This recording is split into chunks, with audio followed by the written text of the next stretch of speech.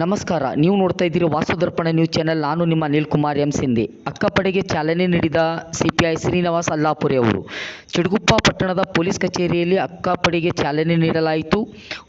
ಮಹಿಳೆಯರ ಮತ್ತು ಮಕ್ಕಳ ಸುರಕ್ಷತೆಗಾಗಿ ಕರ್ನಾಟಕ ರಾಜ್ಯದಲ್ಲಿ ಪ್ರಪ್ರಥಮವಾಗಿ ಬೀದರ್ ಜಿಲ್ಲಾ ಪೊಲೀಸ್ ಇಲಾಖೆ ಕೇವಲ ಮಹಿಳಾ ಪೊಲೀಸ್ ಸಿಬ್ಬಂದಿಗಳನ್ನೊಳಗೊಂಡ ಅಕ್ಕಪಡೆಗಳನ್ನು ರಚಿಸಿದ್ದು, ಮಹಿಳೆಯರು ಮತ್ತು ಮಕ್ಕಳ ಸುರಕ್ಷತೆಗಾಗಿ ಸಂಬಂಧಿಸಿದ ಇಲಾಖೆಗಳು ಅಧಿಕಾರಿಗಳು ಅಕ್ಕಪಡೆಗೆ ಸಾಥ್ ನೀಡಲಿದ್ದಾರೆ.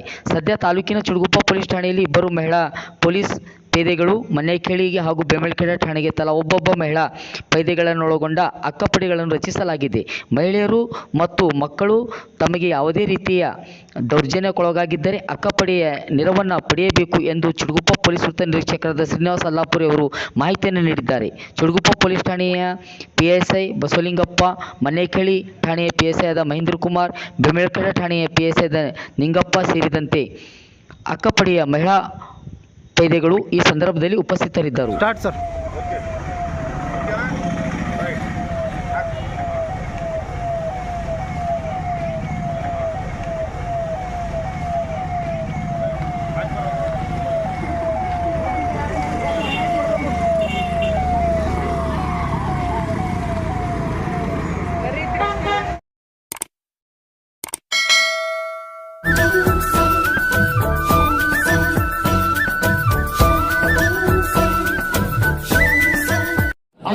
अभी सब्सक्राइब करें